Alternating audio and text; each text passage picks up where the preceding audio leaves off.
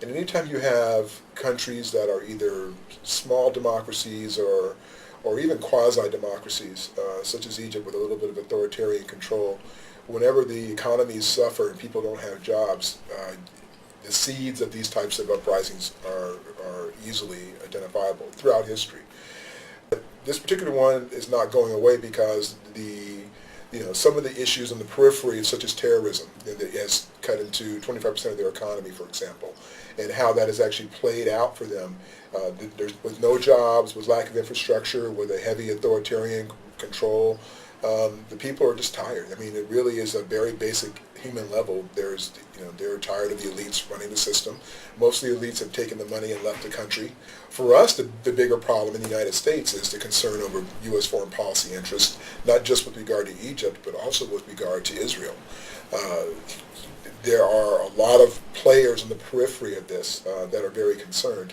We need the region to be stable because we have a lot of economic oil interests in the region, and any type of regional instability, while it may be isolated to the region, leaves us very vulnerable to external forces that could change the path. The danger in Egypt right now, the biggest danger, I think, is the concern of who will be the successor. A lot of times what the protesters may be expecting to be the end result may not be the way they necessarily like it either. It depends on who winds up in office and how much control they have over the military. Right now it's being suggested that the Army has said they will not use force. And if that's the case, then how far is that going to go? If the next leader that comes in is tied to the military, will they be able to then have a tighter control over them?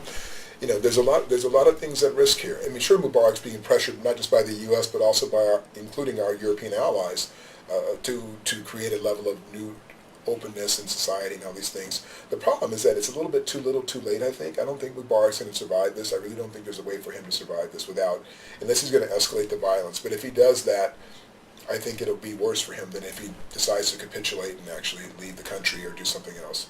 On the upside, if we get a new leader in who's progressive, who's moving the economy in the right way, the risk side is that you end up either with a potential military dictator, or you end up with potentially what could be worse, which could be a sort of Islamic conservative who comes in with a very sort of strong, preaching sort of the theocracy notions of or theocratic rule. In either way, I would say that if you're going to create stability, for any leader to survive there, you're going to have to figure out how to create an economic base.